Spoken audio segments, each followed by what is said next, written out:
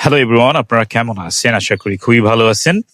আপনারা যারা আমাদের এইচ আর ইংলিশের ফলোয়ার্স রয়েছেন তাদের জন্য আমরা এই ভিডিওটা তৈরি করছি।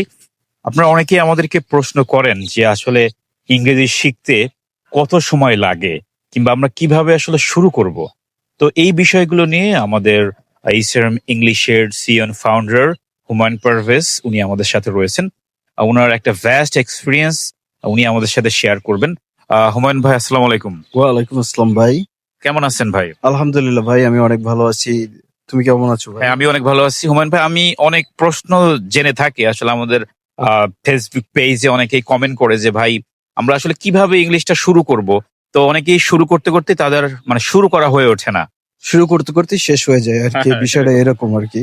সো বিষয়টা হলো এরকম যে আমরা অল্পতেই ফ্রাস্ট্রেটেড হয়ে যাই। আমরা আমরা যেমন বিভিন্ন বিজ্ঞাপনে আমরা দেখি যে within 3 month of time you will be available in the process of learning English, যে আমরা 3 মাসের মধ্যে আমরা ইংরেজি শিখবো। এই অ্যাডভার্টাইজমেন্টটা দেখে আমরা আসলে সবাই আপ্লুত হয়েছে। আসলে ব্যাপারটা এরকম না, আপনাকে স্টিক থাকতে হবে। 3 মাসের মধ্যে আপনাকে একটা 3 মাস টাইম আপনার জন্য একটা স্টেপিং স্টোন, মানে 3 month of time আপনার জন্য একটা স্টেপিং স্টোন। এটা আপনার জন্য একটা স্টোন।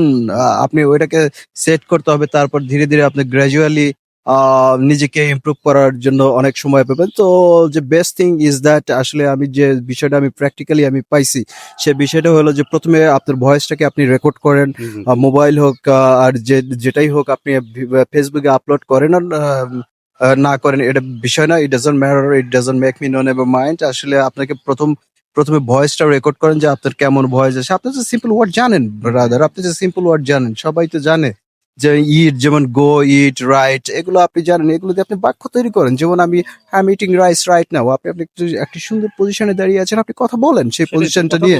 কথা বলতে হবে, শুধু কথা বলতে হবে। You have to speak and you have to listen. If you want be a good speaker of English, you have to be a good listener first. আপনি আপনি শোনেন, প্রচুর পরিমাণে শোনেন। That is the best thing to be a good speaker of English. একদম তাই। আপনি যদি একজন ভালো লিসেনার তার মানে আপনি একজন ভালো speaker. Thank you so much everyone, আপনাদেরকে অসংখ্য ধন্যবাদ আমাদের সাথে যুক্ত থাকার জন্য।